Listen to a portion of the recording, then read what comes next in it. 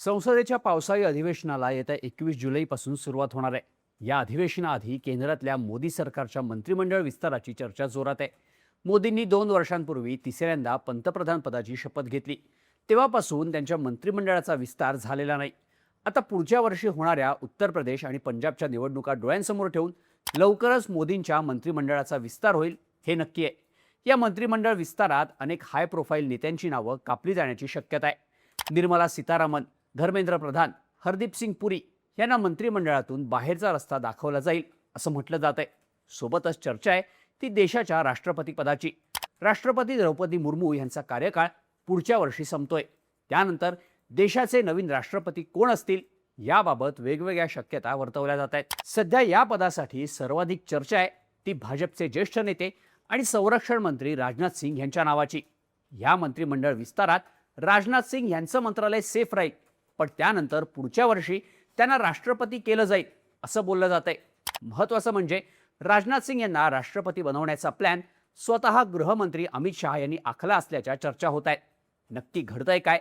मोदींच्या मंत्रिमंडळातून कोणाकोणाला बाहेरचा रस्ता दाखवला जाऊ शकतो? मंत्रिमंडळ विस्तारानंतर राजनाथ सिंग राष्ट्रपती होतील ह्या मागच्या चर्चा का होत आहेत? हा सगळा अमित शहांचा प्लॅन असल्याचं का म्हटलं जात आहे? सगळं राजकारण समजून घेऊया त्या व्हिडिओमधून. नमस्कार, मी शार्दूल आणि तुम्ही बघताय बोल भिडू. सगळ्यात आधी पंतप्रधान मोदींच्या मंत्रिमंडळ विस्ताराबद्दल नक्की चर्चा काय होत आहे ते जाणून घेऊया. भाजपनं यावर्षी जानेवारीमध्ये नितीन नबीन यांची पक्षाचे अध्यक्ष म्हणून नियुक्ती केली. नितीन नबीन हे फक्त 46 वर्षांचे. यावरून एक गोष्ट स्पष्ट होते ती म्हणजे भाजपला आता पक्षामध्ये युवा नेतृत्वाला पुढे आणायचंय. आता पक्षामध्ये ज्या प्रकारे बदल झालाय तसाच बदल मोदींच्या मंत्रिमंडळातही होऊ शकतो. मोदींच्या मंत्रिमंडळातून 65 वर्षांपेक्षा जास्त वयाच्या मंत्र्यांना बाहेरचा रस्ता दाखवून युवा नेत्यांना संधी देण्यात येईल अशा चर्चा आहे. काही ज्येष्ठ मंत्र्यांचे अपवाद वगळता हा नियम सर्वांना लागू होईल असंच म्हटलं जात आहे. मुख्य म्हणजे मागच्या 2 फेरबदलांच्या वेळी ज्या मंत्र्यांना कायम ठेवण्यात आलं ते मंत्री यावेळी नक्की बदलले जातील असा दावा केला जातोय. मोदी सरकारचे काही मंत्री असे आहेत ज्यांच्या परफॉर्मन्सवरती अनेकांनी प्रश्न उपस्थित केलेत. हे मंत्री आता बदलले जाण्याची दाट शक्यता आहे. या चर्चेत पहिलं नाव घेतलं जात आहे ते म्हणजे अर्थमंत्री निर्मला सीतारामन यांचं. अनेकांच्या म्हणण्यानुसार निर्मला सीतारामन यांची अर्थमंत्री पदावरून हकालपट्टी जवळपास निश्चित मानली जाते. सरकारला 2029च्या लोकसभा निवडणुकीआधी अर्थव्यवस्थेबाबत अनेक महत्त्वाचे निर्णय घ्यायचे.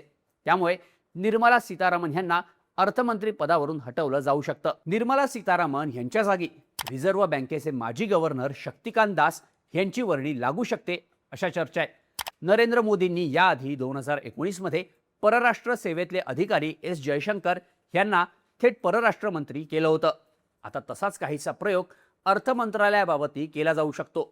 शक्तिकांत दास हे 2018 ते 2024 दरम्यान RBIचे गव्हर्नर होते. या 6 वर्षांच्या काळात त्यांचं सरकारसोबतचं ट्युनिंग फारच चांगलं राहिलं होतं. शक्तिकांत दास हे सध्या पंतप्रधान मोदींचे प्रिन्सिपल सेक्रेटरी आहे. मोदींचा त्यांच्यावर मोठा विश्वास आहे. त्यामुळे त्यांना केंद्रात महत्त्वाची जबाबदारी मिळू शकते असं बोललं जात आहे.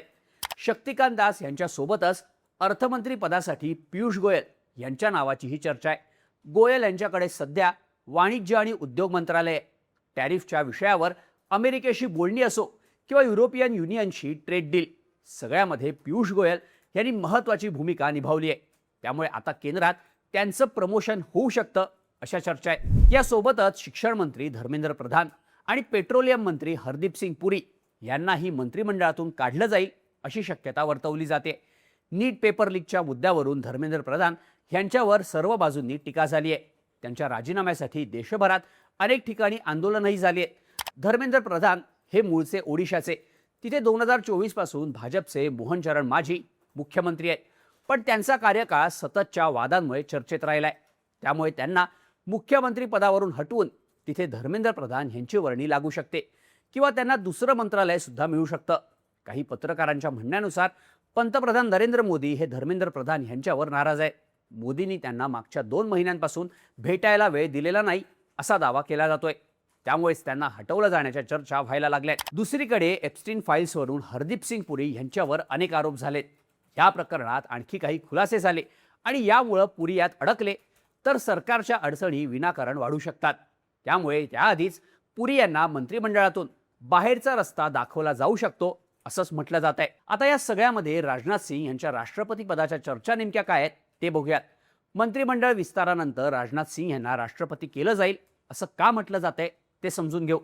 खरं तर या मंत्रिमंडळ विस्तारात राजनाथ सिंह यांचं संरक्षण मंत्रालय ही सेफ नाही असं सुरुवातीला बोललं जात होतं. कारण राजनाथ सिंह आणि नितीन गडकरी हे दोनच नेते असे आहेत जे 2014 पासून मोदींच्या मंत्रिमंडळात कायम आहेत. आता गडकरींच्या हाती वय असलं तरी राजनाथ सिंह हे 75 वर्षांचे झालेत. त्यामुळे या मंत्रिमंडळ विस्तारातून त्यांनाही बाजूला केलं जाईल अशा चर्चा होत्या. इथेच अमित शहा यांनी राजनाथ सिंह यांचा एक्झिट प्लॅन तयार केला असल्याचं बोललं जाऊ लागलं. अमित शहा यांच्या प्लॅननुसार राजनाथ सिंह यांना 1 वर्ष मंत्रिमंडळात कायम ठेवलं जाईल.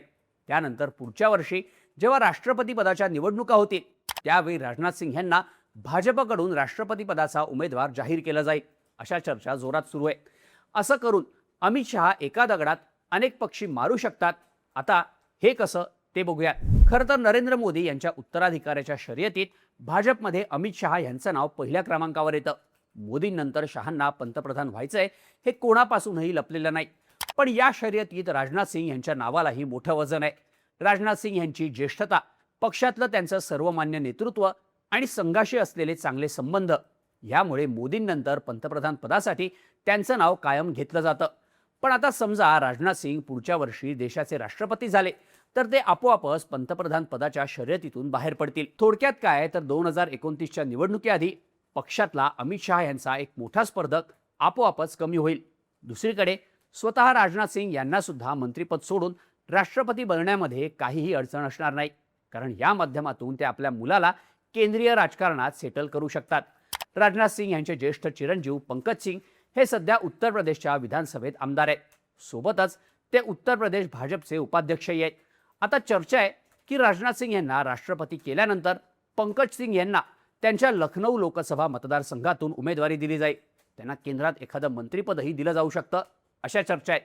थोडक्यात काय तर अमित शहा आणि राजनाथ सिंह या दोघांसाठीही ही विन विन सिच्युएशन असणार आहे. आता समजा राजनाथ सिंह राष्ट्रपती झाले तर फक्त तेच पंतप्रधान पदाच्या शर्यतीतून बाहेर पडतील असं नाहीये. तर या परिस्थितीत आणखी एका नेत्याचा पंतप्रधान पदाचा दावा कमकुवत होऊ शकतो. हा नेता म्हणजे उत्तर प्रदेशचे मुख्यमंत्री योगी आदित्यनाथ. भाजपला उत्तर प्रदेशात सलग 2 वेळा स्पष्ट बहुमत मिळवून दिल्यानंतर आता मोदींच्या उत्तराधिकाऱ्यांच्या शर्यतीत योगी आदित्यनाथ यांचं नावही प्रामुख्यानं घेतलं जातं. महत्त्वाचं म्हणजे योगींच्या नावाला संघाचा पाठिंबा असल्याचंही म्हटलं जातं. भाजपमध्ये सध्या योगी आदित्यनाथ हे अमित शहा यांचे मुख्य स्पर्धक मानले जातात. पण जर राजनाथ सिंह राष्ट्रपती झाले तर योगी या शर्यतीतून आपोआप बाहेर पडू शकतात. कारण योगी आणि राजनाथ सिंह हे दोन्ही नेते उत्तर प्रदेशातून येतात. जर उत्तर प्रदेशचा एक नेता देशाचा राष्ट्रपती झाला तर त्याच राज्याच्या दुसऱ्या नेत्याला पंतप्रधान पद मिळण्याची शक्यता फार कमी आहे. आता भाजपमध्ये पॉवर बॅलन्स साधण्यासाठी एकाच राज्यातल्या 2 नेत्यांना देशाची 2 सर्वोच्च पदं मिळणं जवळपास अशक्य मानलं जात आहे. अशा प्रकारे राजनाथ सिंह यांना राष्ट्रपती करून अमित शहा आपोआपच योगींना बाजूला करू शकतात. इथे आणखी एक गोष्ट लक्षात घेण्यासारखी आहे ती म्हणजे राजनाथ सिंह आणि योगी आदित्यनाथ हे दोघंही राजपूत समाजातून येतात. जातीय समीकरणांचा विचार केला तर भाजपच काय कोणताही पक्ष एकाच समाजाच्या 2 नेत्यांना राष्ट्रपती आणि पंतप्रधान करणार नाही. थोडक्यात राजनाथ सिंह राष्ट्रपती झाले तर राजपूत समाजाचा नेता पंतप्रधान होणार नाही. अशा प्रकारे योगी आदित्यनाथ यांचा दावा आपोआपच कमकुवत होऊन जाईल. याचा शेवटी फायदा अमित शहा यांनाच होणार आहे. एकूणच काय तर राजनाथ सिंह यांच्या राष्ट्रपती बनण्यानं अमित शहा यांचा राजकीय फायदा मोठा आहे. या माध्यमातून ते एकाच वेळी त्यांचा 2 मोठ्या स्पर्धकांचा गेम ओव्हर करू शकतात आणि 2029च्या निवडणुकीआधी स्वतःला पक्षात पंतप्रधान पदाचा चेहरा म्हणून पुढे आणू शकतात. अमित शहांचा खरा प्लॅन आहे तो हाच असं सांगितलं जातं. तुम्हाला काय वाटतं? राजनाथ सिंह खरंच पुढच्या वर्षी देशाचे राष्ट्रपती होऊ शकतात का? यामागे अमित शहा यांचा प्लॅन असू शकतो का? आणि मोदींच्या मंत्रिमंडळातून कोणकोणत्या नेत्यांचा पत्ता कट होऊ शकतो? याबद्दलच्या तुमच्या प्रतिक्रिया कमेंट करून नक्की सांगा आणि अशाच माहितीपूर्ण व्हिडिओजसाठी बोल भिडूच्या YouTube चॅनलला सबस्क्राईब करायला विसरू नका.